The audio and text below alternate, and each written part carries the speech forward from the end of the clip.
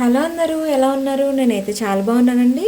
ఈరోజు నేను పిల్లల నుంచి పెద్దవాళ్ళ వరకు అందరికీ నచ్చే వైట్ సాస్ నూడిల్స్ చేయబోతున్నానండి. పాస్తా అయితే కాదు, నేను నూడిల్స్ అయితే వేయబోతున్నాను వైట్ సాస్లో. ఇప్పుడు ఏమంటే వాటర్ నేను బాయిల్ చేసుకున్నాను, ఇందులో కొంచెం ఆయిల్ అయితే యాడ్ చేసుకున్నాను. ఇలా ఇందులో నూడిల్స్ వేసేసుకొని దీన్ని బాగా బాయిల్ చేసేసుకోవాలన్నమాట. ఫస్ట్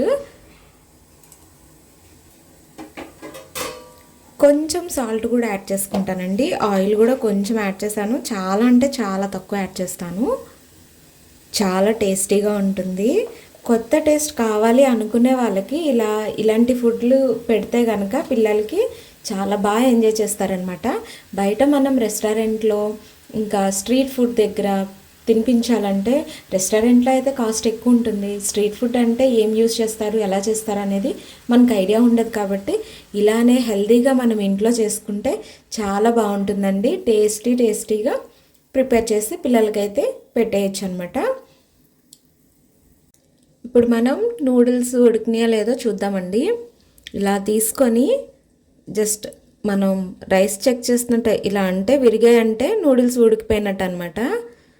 కనిపిస్తుంది కదా, ఇలా అంటే ఉడికిపోయినాయి అనమాట. ఇవి కొంచెం నేను సన్నగా ఉన్నవి తీసుకున్నానండి.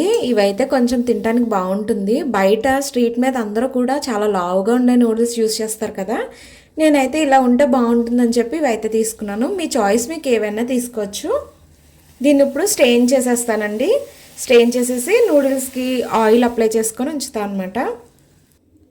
ఇలా స్టెయిన్ చేసుకున్న తర్వాత ఇందులో కొంచెం ఆయిల్ అనేది అప్లై చేసుకోవాలన్నమాట.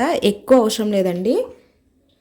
ఇలా వేసుకోవడం వల్ల ఇవి అతుక్కోకుండా ఉంటాయి. చూసారా ఎలా పొడి పొడిగా ఉన్నాయో? తప్పకుండా ట్రై చేయండి. ఇదైతే చాలా టేస్టీగా ఉంటుంది. మీకు నెక్స్ట్ టైం నేను రెడ్ సాస్ పాస్తా కూడా చూపిస్తాను, అది ఎలా చేయాలనేది. అది కూడా చాలా టేస్టీగా ఉంటుందండి. ఇలాంటి దల్సరి గిన్నె ఒకటి పెట్టుకొని అందులో మనం 2 క్యూబ్లేమో ఇలా బటర్ యాడ్ చేసుకోవాలి. 2 క్యూబ్స్.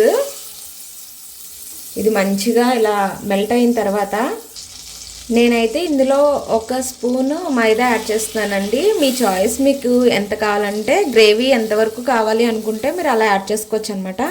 నాకు ఇది మైదా అంటే వైట్ సాస్ అనేది ఇలా బటరు మైదాతోనే వస్తుందన్నమాట. చాలా బాగుంటుందండి. తప్పకుండా ట్రై చేయండి, మీ పిల్లలకి తప్పకుండా నచ్చుతుంది. బటర్లో మంచిగా ఈ మైదా అనేది వేగిపోవాలన్నమాట. మంచి స్మెల్ రావాలి వేగుతున్నప్పుడు, పచ్చివాసన అంతా పోతుంది. ఇలా పచ్చివాసన అంతా పోయిన తర్వాత ఇందులో మనం కట్ చేసుకున్న వెల్లుల్లిపాయ ముక్కలు అయితే యాడ్ చేసుకోవాలండి.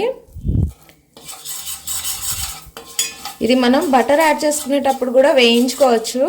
కాకపోతే మనకి ఇలా మైదా అనేది కలుపుకున్నప్పుడు ఉండల కింద అయిపోతుంది అనమాట, ఇవి పీసెస్ కింద ఉండటం వల్ల. అందుకనే నేను ఇప్పుడు యాడ్ చేస్తున్నానండి. ఇందులోకి మనం కాచిన పాలను అయితే యాడ్ చేసుకోవాలండి. కొంచెంగా నేనైతే చిక్కగా ఉన్న పాలను యాడ్ చేసుకున్నాను. చిక్కగా ఉన్న పాలైతే మనం మైదా ఎక్కువ యాడ్ చేయక్కర్లేదండి, అదే క్రీమీగా అయిపోతుంది అనమాట.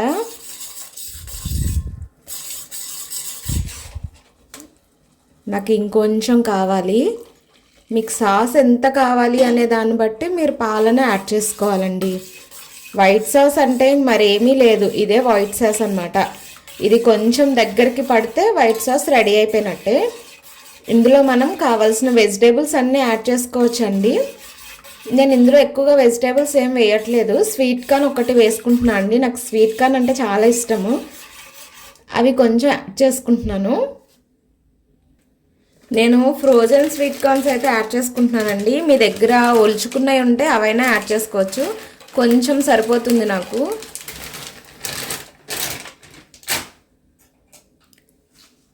ఈ వీడియో మీకు నచ్చితే కనుక లైక్ చేయండి. మీ ఫ్రెండ్స్కి, ఫ్యామిలీ మెంబర్స్ అందరికీ కూడా షేర్ చేయండి. నా ఛానల్ని సబ్స్క్రైబ్ చేసుకోండి. పక్కన కనిపిస్తున్న బెల్ బటన్ ఆన్లో ఉంచుకున్నారనుకో నేను ఇలా చేసే వీడియోస్ అన్నీ కూడా మీకు నోటిఫికేషన్లో ముందుగా వస్తాయన్నమాట. మీకు ఇంకే రెసిపీ కావాలన్నా కానీ నాకు కామెంట్ చేశారంటే నేను ఆ రెసిపీ తప్పకుండా పోస్ట్ చేస్తాను. మీరు ఇచ్చే లైక్ వల్ల నేను ఇంకొంచెం మోటివ్ అయ్యి ఇంకా వీడియోస్ చేయాలి అనే ఆలోచన అయితే ఎక్కువ అవుతుందండి. ఇందులో స్పైసెస్ కోసం రెడ్ చిల్లీ ఫ్లేక్స్ యాడ్ చేసుకోవచ్చండి. నా దగ్గర యాక్చువల్లీ రెడ్ చిల్లీ ఫ్లేక్స్ అయితే లేవు, అందుకని చెప్పి ఆరిగానో కూడా యాడ్ చేయాలి. దానికోసం అని చెప్పి ఇదైతే రెండు మిక్స్ ఉంటుంది కదా, పిజ్జా బేస్ అయితే ఇందులో అన్నీ మిక్స్ ఉంటుందని చెప్పి ఇదైతే నేను యాడ్ చేసుకుంటున్నాను. మీ దగ్గర ఆ రెండు ఉన్నాయంటే కనుక ఇది స్కిప్ చేసేయచ్చు. మీ స్పైసీని బట్టి మీ టేస్ట్ మీరు ఎంత తినగలుగుతారో చూసుకొని అంత అయితే యాడ్ చేసుకోండి. తప్పకుండా ఒక్కసారి అయితే ట్రై చేయండి, చాలా టేస్టీగా ఉంటుంది.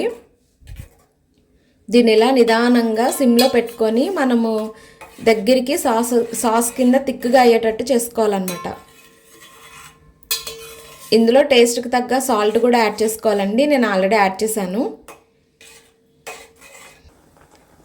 నాకు కొంచెం స్పైసీ తినాలనిపిస్తోంది, అందుకని చెప్పి నేను రెడ్ చిల్లీ పౌడర్ కూడా యాడ్ చేస్తున్నాను. ఇదైతే ఆప్షనల్ అండి, మీరు వేసుకొని అవసరం లేదు. ఎందుకంటే రెడ్ చిల్లీ ఫ్లేక్స్ వేసుకుంటారు కదా, దాంతోనే స్పైసీ అనేది వచ్చేస్తుంది అనమాట. నా దగ్గర లేవని చెప్పాను కదండి, అందుకనే రెడ్ చిల్లీ పౌడర్ అనేది యాడ్ చేస్తున్నాను. ముందే మనం రెడ్ చిల్లీ పౌడర్ వేసుకున్నా, రెడ్ చిల్లీ ఫ్లేక్స్ వేసుకున్నా ఏమంటే పాలు యాడ్ చేస్తాం కదా, అవి విరిగిపోయే ఛాన్సెస్ ఉంటాయండి. కాబట్టి ఇలా మనకి థిక్గా అవుతుంది అనుకునే ముందు వేసుకుంటే సరిపోతుంది.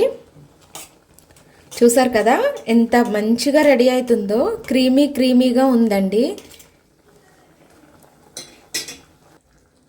ఈ మాత్రం థిక్నెస్ ఉండగానే మనం నూడిల్స్ అనేది యాడ్ చేసుకుందాము.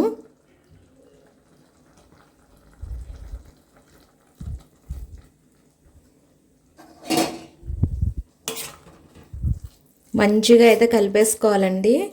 ఈ మొత్తం సాస్ అంతా కూడా ఈ నూడిల్స్కి పట్టేస్తుంది అనమాట. మనం ఎప్పుడు కూడా ఇలా సాసెస్కి సంబంధించి రెసిపీస్ చేసుకునేటప్పుడు కొంచెం ఇలా లిక్విడ్ కింద ఉన్నప్పుడు మాత్రమే యాడ్ చేసుకోవాలండి. ఎందుకంటే స్టవ్ ఆఫ్ చేసిన తర్వాత వెంటనే అయితే తినేలేము కదా, చల్లారే టయానికి గట్టిగా అయిపోతుంది అనమాట. ఇలా జ్యూసీగా ఉంటేనే బాగుంటుంది. అంతే అండి, అయిపోయింది. టేస్టీగా ఉండే వైట్ సాస్ నూడిల్స్ అయితే రెడీ అయిపోయింది. అయితే ఇంకొంచెం టేస్ట్ కోసం ఇందులో నేను చీజ్ని అయితే యాడ్ చేస్తున్నానండి. మొజరెల్లా చీజ్ అనమాట, పిజ్జా టాపింగ్ పైన వేస్తారు కదా, ఆ చీజ్ని యాడ్ చేస్తున్నాను. ఇది మీ దగ్గర ఉంటే తప్పకుండా అయితే యాడ్ చేసుకోండి, ఇంకాస్త టేస్ట్ వస్తుంది అనమాట. స్టవ్ని అయితే ఆఫ్ చేసేసుకొని దీనిపైన ప్లేట్ అనేది పెట్టేద్దాము.